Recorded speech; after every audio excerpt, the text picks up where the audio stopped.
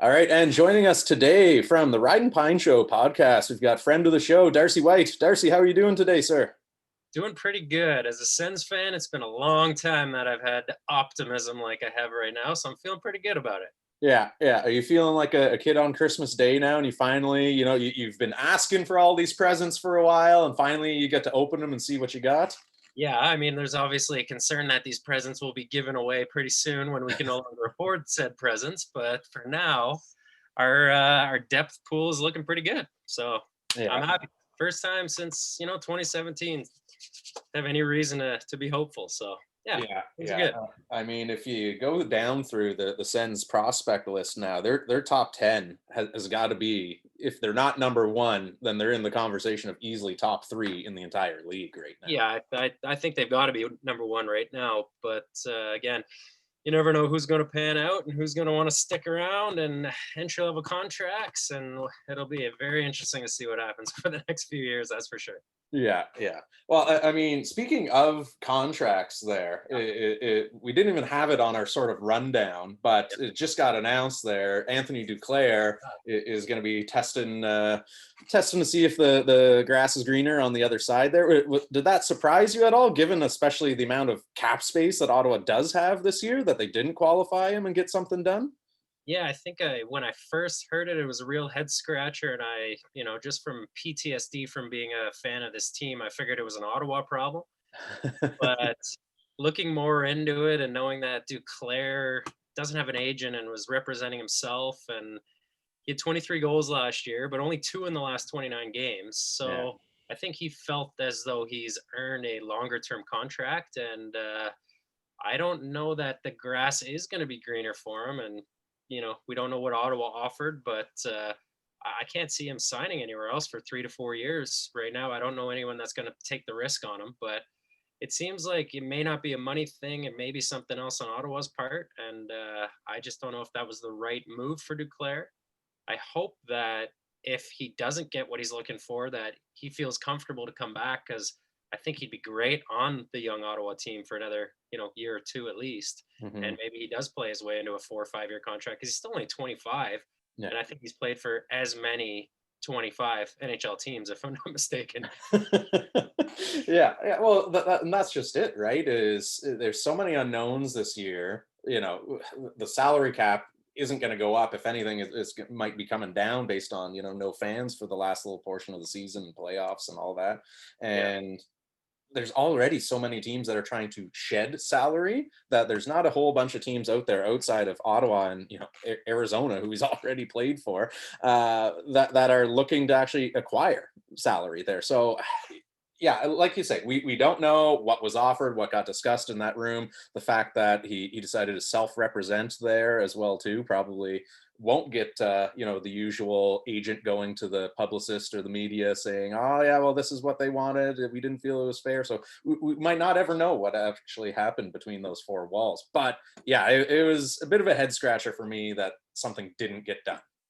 Yeah, and like I said, I really do hope that if something doesn't get done, that he doesn't feel embarrassed or whatever. And I believe, again, not knowing any of the inside information, but I believe he'd be welcome back on another 1 year deal in Ottawa, and for a couple million. I think that it's pretty good living for a guy in his position. So maybe we haven't seen the end of Duclair in Ottawa, and hopefully, we'll see. I just can't not see a 4 to 5 year contract. Anybody's going to take the risk on him. Yeah. So big night in franchise history, big night across the NHL just in general. So let's get right into it here with the winners and losers of the draft this year. So let's maybe start with the winners. So I'll give you the honor going first, and I'll maybe go first for the losers there. But who are the franchises that impressed you just with their draft picks there so far? I think the biggest winner is obviously the team that got Alexei Lafreniere. I'm going to have to go with the New York Rangers as the biggest winner. And not only because they picked Laf, I mean, it was going to be, he was number one consensus anyways. I think the Rangers are a bit fortunate in the fact that, over the past the past 2 years, there's been 7 teams with a lower winning percentage than them. And they lucked out last year and jumped a ton of positions to get Capo Caco. And then this year they jumped another few positions again in the and got what did they jump 7 to get number 1? Was that number 8 overall pick? I can't even remember what team Best E odds, or I think. whatever it was Yeah, so I think it was was number ranked 8 at, but they ended up picking, or should have been. So, yeah, I'm gonna go with the Rangers, and I mean, looking at them moving forward right now, the line in the future of Alexi Lafreniere, Mika Zibanejad, and Capo Caco seems pretty good. yeah. I don't hate that line.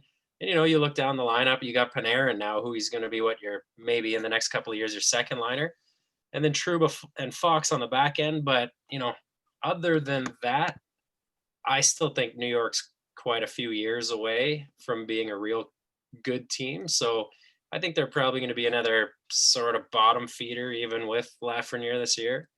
But they have $23 million in cap space, and Alex Pietrangelo is a free agent, and New York likes to sign big guys. So we could see a Pietrangelo getting signed there, and who knows with this goalie, Georgiev. After letting Lundqvist go, is he ready to be a number one goalie? Well, he was at the end of the year, but is he going to be a good number one goalie on a half decent team? We'll see.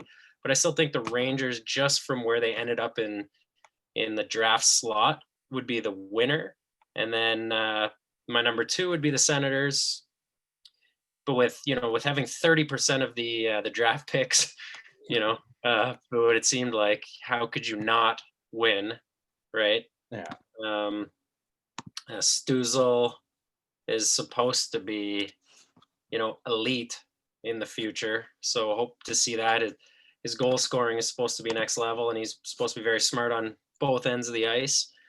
And then, picking up Sanderson, number 5. I mean, we did a podcast before we even knew when the draft lottery was going to be, and you would ask what I thought the biggest, mover would be, and it was Sanderson. Mm-hmm. So, I think it's not a huge jump. It's not a crazy leap, but I think on most people's boards he was somewhere in the top 12, 11, 12 type of thing. So it'll be interesting to see what they do, but I like what Ottawa's done, and then trying to trade up apparently to get Ridley Greig, and then ended up getting him anyways in the first round. So you got to give a team with 3 first-round picks as a winner for now. But looking through, I look back and I'm like, how many number 3 picks actually hit? It's a great number to have, and this is a deep draft. But I looked since 2010. You got Eric Goodbranson, Huberto Galchenyuk, Draisaitl, then Dylan Strome, then Pierre-Luc Dubois. I mean, it's like every second year it hits. Yeah. And Dylan Strome was a 3rd pick in the last deepest draft, which is 2015. And he's just sort of fizzing away in Chicago, not doing really much yet. Still young, but so we'll see. I mean, it's you never know, and it's tough to really say who's won and lost. This is a conversation we could have in 2025. Yeah. Right, that we know. But from the looks of it, Ottawa and New York would be my 2 winners. Yeah. Yeah. Well, you know what? I mean, obviously, Ottawa had a big night as well. I sort of pushed them aside for now because we'll touch on their haul a little bit later there. But I also had the Rangers as well too, not just because of Lafreniere, but I think that Schneider pick that they actually traded up for to get later on in the draft there is going to play some dividends as well too. Get some defensive depth there, and Yeah. you already touched on the fact that they're not shy about spending their big market team, and until we sort of see where the chips fall for free agents and whatnot, I'll sort of reserve judgment on that until we get a sort of bigger picture on who they end up signing. But at the end of the day, I kind of see them as maybe they sort of make the playoffs next year. I don't see them winning it all or anything, but I think they're sort of in that their window is starting to open now. Yeah. And probably, give them another 2 or 3 years. That's probably where they're going to start really making those sort of deep runs and actual legitimate cup contenders there. But Yeah. couple of other teams that I just liked their pick. I wouldn't necessarily declare them flat out winners, but I loved the Canadians' pick of taking Gould where they were. I thought for sure that Hendrix Lapierre was going there, and just let's fire another French Canadian kid over to Montreal, and probably their equipment manager was already starting to sew the name on the back of the jersey before I he thought got. for sure when he kept dropping, I was like, "There's no way he's going to be around." Montreal's picking him for sure. Yeah, yeah. Yeah, But I mean, I love the pick. He plays with a mean streak. He's what Montreal needs, and he sort of got that controlled rage. If you looked at any of his highlights there, so I think him and Gallagher as a sort of dynamic duo out there, that they're going to be not fun to play against, right? Because when one hops off the ice, then you've got the defenseman Ghoul back there causing yeah. havoc and making life miserable for the other team. Montreal's definitely beefed up their decor, and they're not looking like that small European team that they've been for the last 15 years. Or it didn't look like they drafted a guy who was over 5'8" for the longest time. That's what it felt like with that team. So that's definitely a really, really smart pick on their part. I Yeah. thought Lapierre too, for sure, and I'll touch on him a little bit later. But I think injury concerns is why he slid as far as he did. But I think he could be, and we'll talk about that. But I think he's gonna be a player. Yeah. Oh, for sure. And then the other one that I had as a winner would be the Jets getting Perfetti at 10. Yeah, yeah, In any other draft year, Perfetti's going top 5 guaranteed. for sure. So I think it was a lot of, Detroit was the swing pick this year because they literally could have taken anything from goaltender, defenseman, or forward, right? So when they took Raymond, I think that shook up sort of the first round there because by all accounts it sounded like Ottawa loved Raymond, and if he was Yeah, still on the board, that's who they're taking. And then you've probably got New Jersey then taking either Sanderson or Drysdale, whoever's left there. And so just how the dominoes kind of fell, they kind of fell, ass backwards into Perfetti, and he landed in their laps. But he's a legitimate top end talent, and yeah. probably someone who I don't think they expected to be still available when their time to make a selection came around. No, I mean you look at that top 10, and it's like it's almost that there's no misses there, right? It's nobody went way off the board. Ottawa would be the team that went off the board the most, and even then, you talk to Sanderson's coach, and he's saying that he's a mix between Ryan McDonough and Miro Heiskanen. It's like, okay, so if he's that, I mean, even if he's just Ryan McDonough, like, come on, if he's got the scoring touch of Heiskanen and I mean, who knows? But yeah, I think the top 10 it could have gone really. We could be having a conversation with Perfetti being the 4th overall pick, and that wouldn't be a surprise at all. Yeah, yeah. So they got to be happy with how it shook out there for sure. But Yeah. I mean, flip side of the coin now, who were some either the head scratchers or the wasn't a great look for the organization in the first round there? Who were the losers of this draft, in your opinion? Well, again, it's tough. You look through every draft year and you see guys like Thomas Chabot being drafted 18th overall. Is that a miss for the other 17 teams or 15 teams, that should have picked him? It's always going to be that way. So it's really hard to have head scratchers that early. I mean, Columbus definitely made a bit of a head scratcher that we'll talk about, but that will be in our biggest reach category that we talk about in a little bit. But I think the biggest loser, just based on where they had to end up picking, was Detroit. Yeah. And I'll go with them not because of who they picked. I love who they picked, and we all know what Swedish hockey players have managed to do in Detroit over the past 20 years, 20, 30 years now, even when they started picking the Swedes in the early 90s.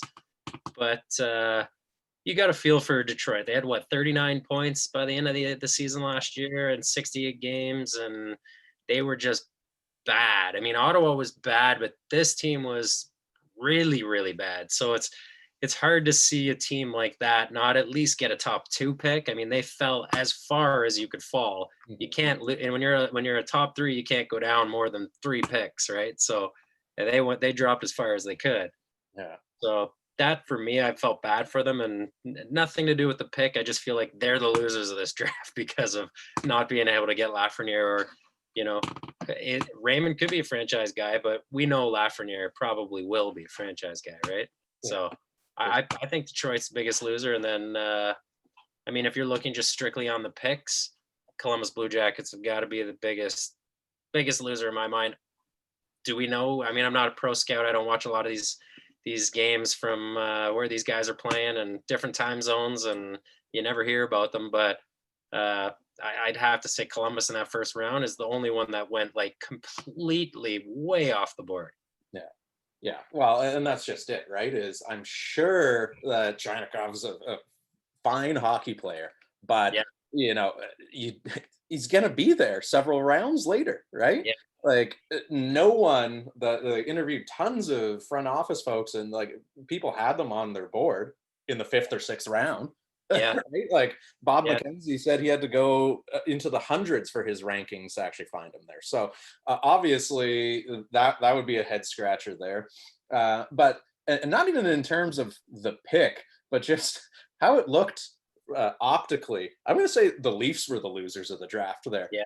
getting timed out, and Bettman almost like a father scolding poor Mitch Marner's up there at the podium, thinking he's doing the organization a solid and making an announcement, and now Gary Bettman's yelling at him that they don't have the pick in on time, and so I don't know what was going on there. Whether Dubas left the room for 5 minutes and it had to go to the Them bathroom or for getting something. But themselves a good for them for getting themselves a first round pick back in the trade. You know, they had to clear up some cap space anyways, and though some of those guys weren't going to be returning, Janssen wasn't coming back. So for them to get, Pittsburgh's first round pick, I got to give Dubas credit. I mean, he's taking a lot of flack right now, building a super team that can't make it past the first round. So I'll give him credit for that, but I agree that was bizarre. The whole thing was bizarre. This entire draft was weird. Like the second round, that lasted like 11 hours. It felt like it started at 11:30, and I was like putting my kid down for bed, and I didn't even know who was picked. And it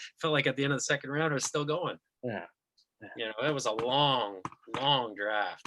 yeah, oh for sure. And obviously yeah, a lot of variables went into it this year, and normally you'd have it in person and all that. But what I found odd as well too is okay, yeah, you can't predict who everyone is going to get selected, and you look at the NFL draft. I think there were like two or three guys who they didn't have a setup in their living rooms or whatever, and it was just sort of highlight packages and away you go.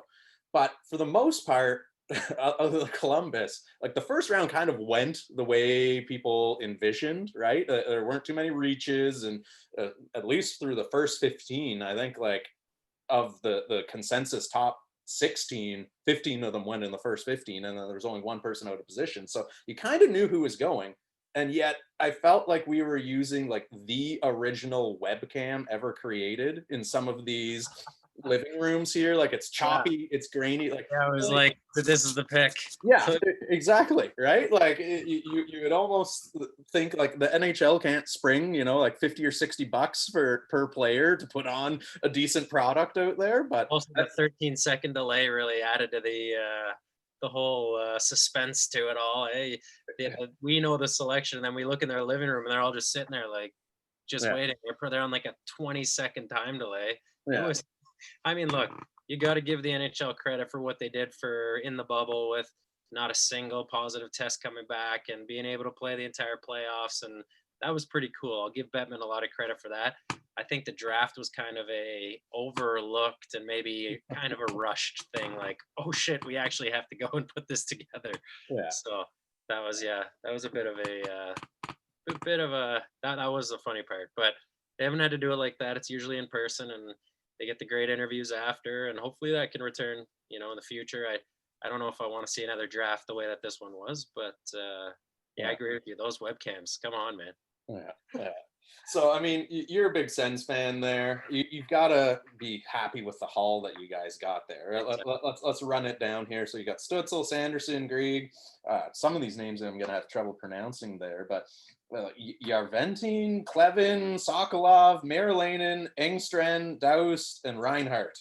If I Yeah. butchered some of them, I apologize to them, but hey, I'll get to know you if you make it to the show and I actually hear your name a couple of times there. So, I mean, at the end of the day, obviously top end heavy, you got some real blue chippers there, but Yeah. what was sort of your feeling in some of the later round picks there? Were you happy with them, or was there anything that you thought they could have, done differently as far as addressing team needs or anything? I mean, and we're going to get to this trade. Trading your second round pick for Matt Murray was, I think, unbelievable. But the trade up to 44 to get Clevin, from what I understand, seems to be a bit of a head scratcher for a lot of GMs around the league. Mhm.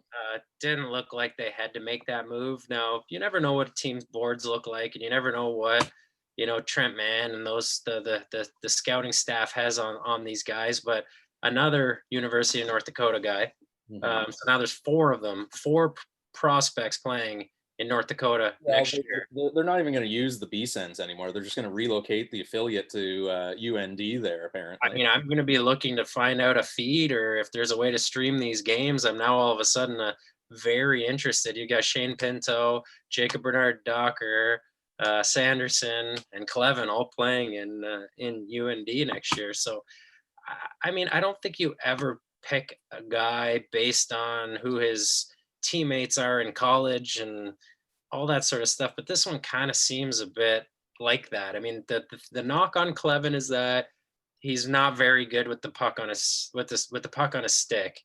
But the thing that I heard in a term I hadn't heard used before, Pierre Maguire said he had elite toughness.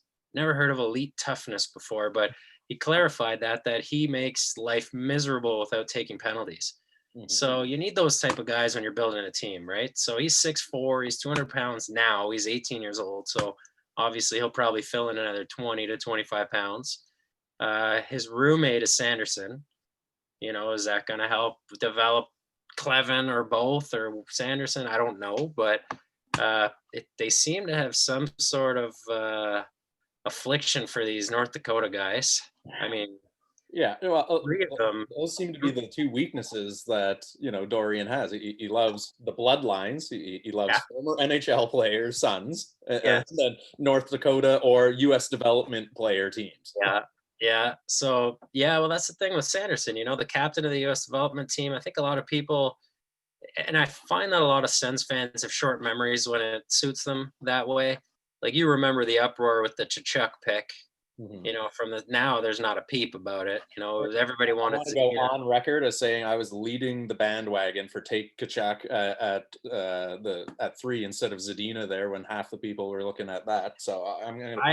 I was at a golf trip with 16 guys and I'd never heard more groans in my life. And I sort of kept my thoughts to myself because I was kind of excited for, Zadina had more of the upside with the scoring touch, but, had never really heard a lot about his character, character guy, the dressing room guy, that sort of stuff.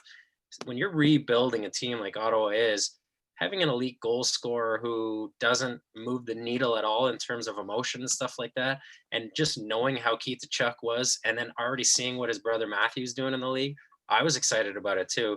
Mhm. But I'll tell you, I was quiet about it because I didn't want to be, laughed out of the room. But I kind of liked the Chuck pick, and now obviously, I agree with you. I think that was like no question. I still think Zadina is going to turn into a hell of a hockey player. Mhm. Um, Not worried about that. But if we had to redo it where they're standing right now, the Chuck's likely going to be the captain of the Senators if they can resign him long term. Yeah. So uh, so yeah, that's sort of I think again with the going back to the Sanderson pick, I think that a lot of people haven't seen enough of him, and he is the captain of the U.S. development team, which has produced what they had 13 guys last year selected or something off of that team. They went polar opposites, right? Like last year was the big Yeah, draft year for him, and then this yeah, year it was like what, only 2 American ooh, skaters in the first round. ooh, yeah, it's So crazy. yeah, Yeah, but Canada just dominated the first round again this year, and even Germany had as many players as the U.S. did this year in the first round, which is the first time Germany's ever had two players. yeah, yeah, and then So, one almost immediately in the second round there too, going with yeah, exactly. his Another teammate German there. player. Yeah, So, but that yeah, program seems to be picking up. yeah. Well, I mean, I agree with you there too, and the only sort of head scratcher because I mean, once you get into the fifth, sixth round, seventh round, you're throwing darts at a board. Yeah, If one of them you can happens to paddle Datsuk once every 25 years in the seventh round. yeah, Like they the did. But Daniel Alfredsons and Datsuks and Zetterbergs and all that yeah, that's stuff. right. But I mean, the Clevin one was a little bit shocking to Yeah, me, just in the sense that yeah, I read the same scouting reports as you too, and by all accounts, it's big body, yeah, sound defensively, but isn't going to start the rush, right? He's also the type of guy that you can almost pick up undrafted in the future. You know, those type of players aren't even a lot of times drafted, let alone top 2 rounds. So I don't know about that one. But again, I also didn't know about the Shane Pinto pick last year, and I'm definitely eating my words on that one. There Yeah. was somebody, I can't remember who else was left out there, Russian goal scorer that everybody wanted, and they went with Shane Pinto, who wasn't even on the board. He was a 55th or something projected, and he went 31st or 32nd. And now he's looking like he's probably, Dorion's hinted that Shane Pinto, Jacob Bernard Docker, and Sanderson could all be pro by the time the NHL season resumes next year, because the NCAA is probably going to resume in November. And the NHL season's probably, if they have a full one, they'll play through the summer again, because they're not going to start till early January, late December, best case. So it'll be interesting to see what happens with those 3 guys for sure. Yeah, yeah, and I tend to agree. I saw an interesting stat there that one of the guys from the Hockey News ended up just tweeting out, and it was, once you get past the second round, the same percentage of players that went undrafted, or Yeah. sorry, a higher percentage actually. I think it was like 11% from undrafted Yep. played minutes last year in the NHL, and it was like 8% for third round, and then it sort of decreases as you I, go there. I So read that same stat. More undrafted players are in the NHL than third round and later yeah, drafted. Crazy. I would have never guessed that. yeah, oh yeah, complete opposite of NFL draft there, where Yeah. Yeah. you Your hit fifth the rounders are odd. starting. Yeah, you hit the odd undrafted free agent there, and but for the most part, unless you're a blue chip prospect, you're probably not getting anything more than a practice squad sniff there. So Yeah. pretty interesting there. But other than that, like you say, it's all going to come down to how those 3 first rounders sort of pan out there. That's how this draft's going to get remembered for Ottawa, right? If they Yeah. hit on 2 out of those 3, it'll go down as a great draft. If they hit on 1 or less, it'll be what a wasted opportunity, because you Yeah. look at all the other players that were available in that first round there, and I don't see too many busts happening. There's obviously going to be some. It happens every year, but I don't think there's going to be too many that fast forward 5-10 years from now, you're looking back and going, they picked who here? Like who the Yeah. hell is that guy? Right? Yeah. And that's the sort of 2015 comparison that I make, is that draft was, the deepest draft in recent history. And this one was compared to that. And if you look back on 2015, there's not a lot of misses, but Dylan Strome at 3. I No. don't know about that yet. Again, it's early, but it's not really that early. Yeah. Yeah. So it's kind of getting to the point where he's looking like a 40-point guy with a third overall pick. And Kyle Turris was a third overall pick. Like, it's a Eric Goodbranson, like I already mentioned. He's serviceable, but he's not a superstar. Hmm. But then you've got Leon Draisaitl, who just won the Hart Trophy. So German. Yeah. So well, maybe we hit on something. I don't know. It's gonna be. I love looking back in a few years. That's the thing, is I have trouble with my patience, because I get so excited draft night, and then 2-3 years later I forget to look back. And Yeah. See what your takes were. yeah, exactly. So, did the lack of trades, aside Yeah, from Calgary, yeah, seeming to almost not want to make a first round pick for a while there, yeah. like, did that surprise you? Especially given the fact that some of these teams, like New Jersey, had 3 firsts, Ottawa had 3 firsts in a million seconds, right? Like, uh, did it kind of Why did surprise you that, Columbus trade their first round pick? yeah, like, how people weren't moving up? Do you think it was more of a factor of teams were just happy because it was a deep draft and they knew they were getting a quality player? So unless someone absolutely blew the doors off with an offer, they were happy to just stand pat? Or do you think that, you know, Dorian lost Treliving's phone number or something? Like, I don't know. I mean, how do you explain the just lack of movement, which in a loaded draft class, I would have to assume people would be wanting to trade back into the first round, left, right, and center. that's shocking to me. I thought there was going to be some big trades. I was really looking forward to it, and the only GM on record that I've heard say they tried to make a trade in the first round was Dorian, and he ended up with the player he wanted. Apparently, of course, you don't know if that's the truth, but you have to. I mean, he's a pretty says what he's thinking guy. He's not. I don't think Dorian's playing chess with the way he speaks, so I tend to believe the things he says. It's not very often that he says something and does completely the opposite, other than the Carlson trade. But we all knew it was coming anyways. But those type of things, wanted him to be a Sen for life, but things happen. But yeah, I was shocked. I could have expected. I was just so excited to hear, these guys traded up 6 spots to pick guys, or were people's draft boards just so different that their guy was still around by the time that these numbers were coming up. And I don't know. That was a head scratcher for sure. I was really excited to see some trades, and guess Ottawa was the only one that made a real one that was, that with a current player that I can even really think about. The rest were just picks for picks, right? Yeah, yeah. Well, you know what? We might as well hop right into it, seeing as we've sort of skirted around it a couple of times there. Yeah.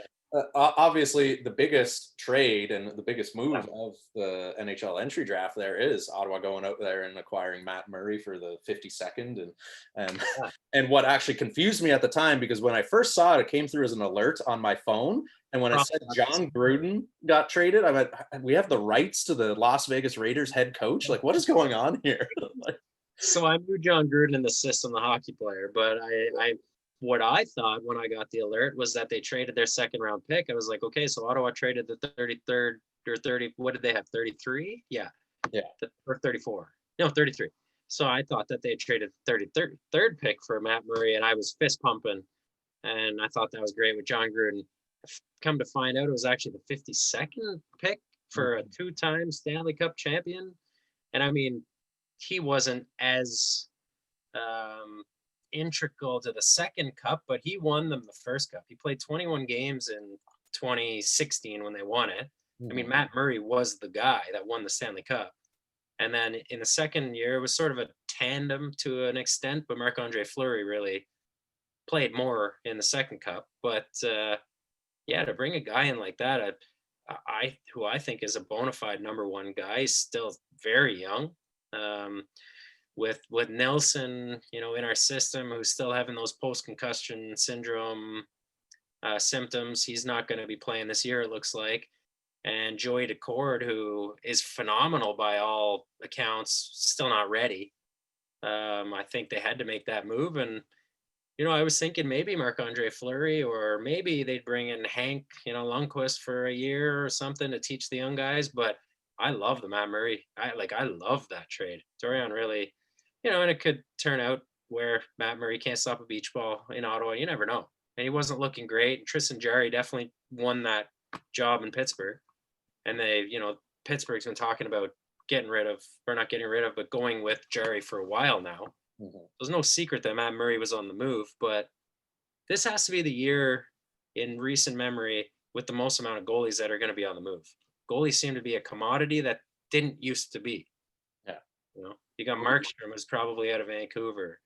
Lundqvist, Corey Crawford, Dubin, who got traded. I mean, this is a year that is unprecedented for moving goaltenders, and I think the days of the Carey Prices and maybe those type of things, maybe it's not, but then you look at Tampa and they've got Andre Vasilevsky, and he just won the cup. So yeah, well, that's just it. You seem to either fall into one of two categories. You've either got the workhorse, blue chip, all world goaltender like the Carey Prices and the Vasilevskys and the Rasks and all that of the world there, or you roll with the 1A, 1B, one plays 45 games and the other one plays 37, right? So, that's why as soon as Nashville went out there and took Askarov and, burst my bubble as far as Ottawa hopefully taking a blue chip prospect in nets for the first time ever, that's where I kind of figured, okay, they're going to address it with either a free agent or a trade or something, because Ottawa's got tons of goaltending prospects, but not Askarov. Yeah, I don't have faith in any of them sort of making that leap to be No. elite. Some of them will be serviceable and will have NHL careers for sure, but Yeah. I wouldn't be hanging my hat on them and saying this is the franchise goaltender we need for the next 10 years. You actually wrote a phenomenal column about why Ottawa should pick Askarov, and I read that and I agreed with every word you said. And I was kind of hoping they would at 5, and I was a little bit disappointed. And then you looked at what the team's needs were, and it only made sense that he was going to fall that far to Nashville because Winnipeg's not picking up Askarov, when they've got a hell of I mean, all these teams, I thought maybe New Jersey could pick him, Yeah. but they obviously had a different need. But yeah, I New agree with Jersey you. surprised me though, in the sense that you know they've got young goaltending out there. Yeah, Whether they believed in them or not, I would have probably liked to have seen what they can do. So I can see them not taking goaltender there, but defensively they were such I know. sieves that it kind of shocked me that they went with a forward. But I think that's a direct result of the fact that both Drysdale and Sanderson, who I assumed Detroit was picking forward, so once sorry that they would probably take maybe a Drysdale or something like that, but once they took Raymond, Yeah, that was what sort of shook everything up. And then obviously Ottawa goes and takes Sanderson, Anaheim takes Drysdale, and now the consensus top 2 defensemen are off the board. So I think that kind of messed it up a little bit for them there. But yeah, I if agree with I you. were to wager a bet, Sanderson was probably Ottawa's second pick Hmm. of the guys who would be left at that position. Obviously, they would have gone Lafreniere if he was left to number 5, but that's not going to happen. But I think that Raymond was probably their pick. Yeah, Um, and Detroit, you really had no idea. They need everything. yeah. So they could use a guy at any position right now. So yeah, I think that Raymond probably. And we've had some lucks with a Swede Mhm. ourselves, So I think Raymond would have looked good in Ottawa, but yeah, after Detroit picked it, and then Sanderson, Drysdale, then Perfetti and all those guys, I was like, wow, Askarov just keeps going down. But I knew Nashville, Saros isn't the answer. He's not that's UC Saros, yeah. Yeah, yeah, He's not going to be a number 1, I don't think. And Pecorine, I mean, he's not a spring chicken, so I love that pick. yeah. But the Well, that's trade, I mean, going back to Ottawa's trade, I cannot believe that, you know, John Gruden's okay. He had a good year. He plays for the London Knights and he had 66 points in 52 games. That's not like blow them off the stat sheet. I think he was 4th on his team. Um, Top line guy, projected to be maybe a top 9 player in the league, but throw him on a line with Sidney Crosby and he's got 90 points. So who knows? But I just don't see, and I couldn't believe for 52nd and John Gruden. That's I'll give full marks to Dorian. No matter how this works out, that's a good trade. yeah. Yeah. Look, definitely question marks in Pittsburgh though, because they seem to have now taken the Senators model because they just Yeah, re-signed, Tristan Cherry to 3-year, 3.5 average annual value there. They're going to roll with Casey DeSmith as a backup there. So again, another sort of unproven commodity there. But yeah, then with the 52nd pick that they acquired, they take another goalie in Blomqvist, and then at 77, they take another goalie with Callie Klang. So they seem to just be taking the let's throw as much as we can at the wall in terms of goaltenders here and hope something sticks. And I I I think they are going to be a very active team at the NHL trade deadline this year because I think they are finally starting to get the sense that their window of competition is closing. big Don't get time. me wrong, even with Crosby and Malkin as they keep getting closer to 40 years old, I think they'll still be competitive. Yeah, But are they deep run playoff teams or are they going to be perennial, get bounced in the first round? Well, if you can't even get past Montreal at this stage of their sort of season, it's going to be tough. So thinking they look like a version of the San Jose Sharks if they're not careful with the Patty Marlows and Jumbo Joe that they're playing great into their late 30s and early 40s, but just not good enough. And I mean, obviously Marlowe hasn't been there for the end of the year last year and played in Toronto before, but that I think that could be the team as you see Malkin and Crosby getting up in age, where they're still a very competitive team, but yeah, like you say, is it a second round playoff team? Maybe they make an Eastern Conference final, but with that team the way it's structured now, I agree. They're going to have to be very active, and they're going to have to pick up some game changers Mhm. to be a cup contender in the next couple of years. Yeah. I think Crosby will probably age gracefully as far as his production goes, and Yeah, it'll keep sort of just petering definitely. down. I think Malkin's going to fall off a cliff. I think he's going to go from, you know, 80, 90 points a year to like all of a sudden 50 points. And then within 2 years from there, like out of the league entirely. Like just his Well, body type and some of the yeah, injuries, like, the speed that he had for 6'4" is something to be marveled at. And that, the speed and skill together is why Malkin's so good. mhm, And when you lose that step into your mid 30s, and I think he's probably 33 now or 34. I mean, mhm. he's not young anymore. I agree. I think he's probably got 2 years left at the 70, 80, 90 points. Maybe I don't even know if we'll see 90 again from him, but I could see him falling off a cliff too. Just that breaking down the body, and I don't think he's going to be Joe Thornton, who's still producing 100 points at 38. But we'll see. Yeah. Well, we've already kind of touched on it here. I think we're both in agreement that probably the biggest reach was, Definitely. Chinikov there in Columbus and all that.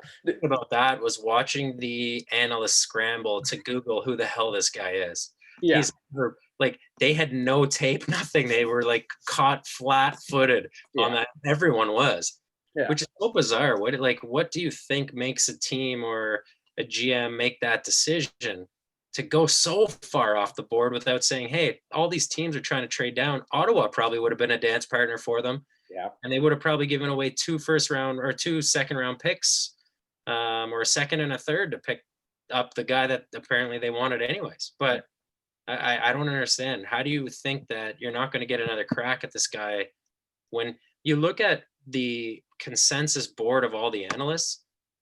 50% of them didn't even have them on their board, Yeah. and a lot of them, the average, when you averaged out from the biggest analysts and the biggest scouting reports, he was number 135.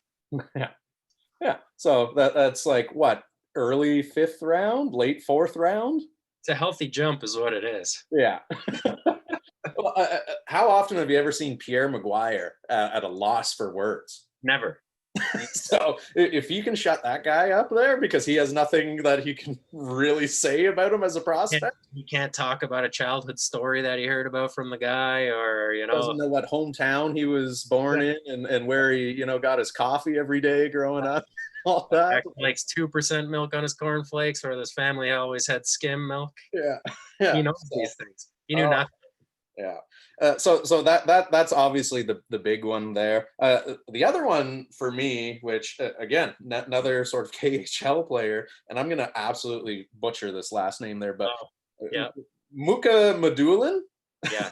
was a little bit shocking to me. But the more I sort of thought about it, I can sort of see the rationale for it as well too, because New Jersey essentially did what I was kind of hoping Ottawa would do, where with their third pick they can be a little bit more risky in the first round there and Yeah. take a little bit of a flyer on a player there. You know, the scouting report on him is a little bit mixed. Some love him, some think maybe he might have a short-lived career in the NHL before he's taking a plane back over to the KHL. So the jury's out on it, Yeah, big. but given the fact that it was their third first round pick, they're going to be happy if they hit 2 out of the 3, right? And if this guy happens to end up being a home run for them, that's just gravy as well too. I mean, let's just hope it's not a Kovalchuk 2.0 in New Jersey there for them, right? I mean, yeah, no, that's the big what if with him. So yeah, I thought that was a bit of a stretch too, but not the biggest. Yeah, Not yeah. the biggest. No, no, that's our good friends there wearing blue jackets. So, sleeper picks. Was there anyone that got taken outside of the first round that you see potential in, or potential impact player, or just even good value at that stage in the draft that you liked?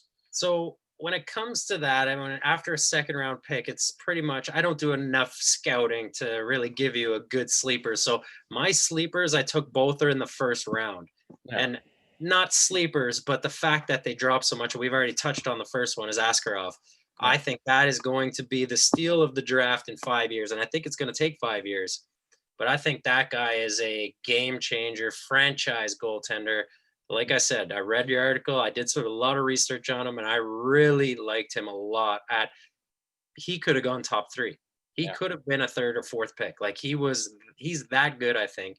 And to see a guy go 11th, obviously because of needs, teams didn't need him, but maybe you trade down knowing that your guy's still going to be there. Even a couple of spots, like, maybe Winnipeg drafts, slides down one, or I don't know, New Jersey slides down with Nashville. But the second one is Hendrix Lapierre, another guy we touched on. mhm, I think he was probably and should have probably been a 12, 13 type of guy. And I think given the right situation and, playing in Washington, and they moved up to get him. mhm. And I think he's going to be one of those guys that you look back in a few years and say, "Wow, he got picked 22nd overall. That's crazy." I think he's going to be the biggest uh, surprise other than Askarov in the first round.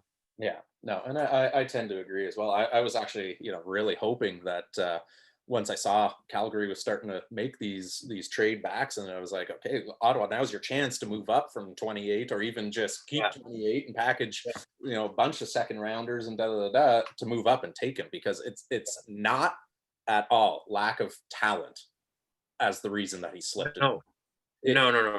it's I liken it to the Tua syndrome there with the Dolphins, where Right. because of COVID they couldn't Yeah, get the kid in the building to have the doctors look over him.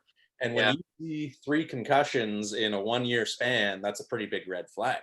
But then yeah. you read the other reports that while it actually wasn't even concussion for his third one there, and why the symptoms were lingering after the second one was because of some sort of, I'm not a doctor here, but some sort of spinal neck, blah blah blah.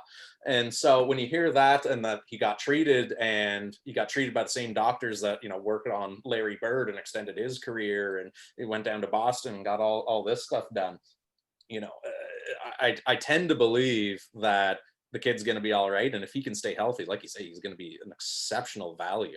The Yeah. cool part about that too is growing up. I just saw today. There's little pictures of, I think it was like a 10-year-old Hendrix Lapierre, and he's got the big OV Fathead poster in the background, and he's got the Capitals jersey on and all that. And now he gets drafted by the team. Go And figure. he's still going to be able to watch Ovi score 50 goals for another 5 straight seasons. Yeah, yeah, yeah. Oh, I know. Where's your counter? We're looking for your little bead counter for Yeah. Gretzky. You know what? I went to Michael's Craft Shop. Shout out to Michael's Craft Shop. We're not sponsored by them. Looking for those beads. I cannot find what I'm looking for. I'm looking for like beads that I can make an abacus with, but I couldn't find anything that's any good. So if any of you know where I could find something like that, because I think Ovi's sitting at about 198 away. Yeah, And I truly think that this is an attainable goal. I mean, he scored 48 goals in 68 games. He yeah, had 14 games. He led the league again for his 9th Maurice Richard trophy. This guy, I'm sorry, he's the greatest goal scorer of all time. There's no one who can hold a candle to him. You want to talk about Mike Bossy with 9 50-goal seasons in 10 years? Awesome. But he only led the league twice. There were 10 guys scoring 50 goals a year back when he was doing it. Ovi is on an island by himself. It's yeah. just, it is. I will not have the conversation with anybody else. Nobody better goal scorer than Ovechkin in today's game. You look at the goals that are scored per game and the amount of goals that he keeps putting up. I still think this guy's got another couple of 50-goal seasons left in him. Yeah, and the fact that today's goalies, are actually competent at the position. They're not just flailing around with 2-pad stacks all the time and trying to make the save standing straight up. During COVID, it really gave me some time to watch some 1980s classics. And my goodness, the goaltending. The guy would come over the blue line, and the goaltender would be past the hash marks, trying to then standing straight up. You do one fake, and then you've got the wide open net. It was funny to watch. Oh yeah, yeah.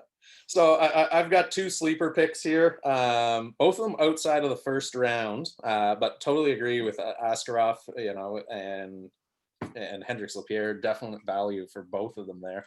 Yeah. But I mentioned them before, and go figure. Don't tell Harper that I'm giving Montreal so many shout outs here. Oh, But he's gonna love that. Luke Tuck, who I talked about before, ended up going at 47 to Montreal there. So Bob McKenzie, I mentioned before, he was sort of ranked up in the 60s, but I thought, the NHL heritage pedigree of being Alex's Tuck's little brother, the fact that it's a U.S. development team program, he's hitting all the check marks that he needs to. A team will be smart to take him, and go figure it was Montreal that, wisened up and ended up taking him at 47. I agree. He's I small, think right? That's the knock on him. He's not very big. Is that not very big, but I mean, he's still so young. Who knows, right? Because I mean, Alex Tuck isn't a super imposing player, No. but he's not a shrinking violet either, right? No. So Yeah. who knows where he'll sort of land there. But also another Canadian team that did pretty well here was getting Calgary, getting Jeremy Poirier from St. John's. Yeah, he dropped, eh? Like I was surprised at how far he dropped. Actually. dropped. Yeah. Yeah, so coming from St. John's there, good program, good coaching, good pipelines as far as development. And yeah, I haven't read enough about him to know what justified that drop. But I think they're going to get value out of it. And I think that, taking him at 72, he's probably going to be a player who, if he doesn't have a long career in that NHL, I still see him at least making that jump, whether it's with Calgary or someone else or whatever. But I see him actually making it to the NHL and having some meaningful games and all of that there. And who knows between now and when he actually steps foot on an NHL ice surface, what kind of development he can do to take his game to even that next level there and carve out some space. But I thought that was a smart pick as well too. I like both of those for sure, especially the Tuck pick. I think Montreal has been drafting well, and they're finally getting a little size. Even with the trade for Domi for Josh Anderson, Anderson's only ever scored 48 points in the league, but you're adding a 6'4" body. 2 years ago, he had a great season. He was really starting to look good. Last year, he didn't, but he was plagued by injuries. So I like that Josh Anderson trade for Max Domi, and Domi signed a contract for, I don't know, $5.5 million or something, which I was shocked with right away with Columbus. But yeah, so I think Montreal's starting to understand that, the speed and the small guys are good to have, but you still, in this league, you still need bodies. You still need to bash and crash.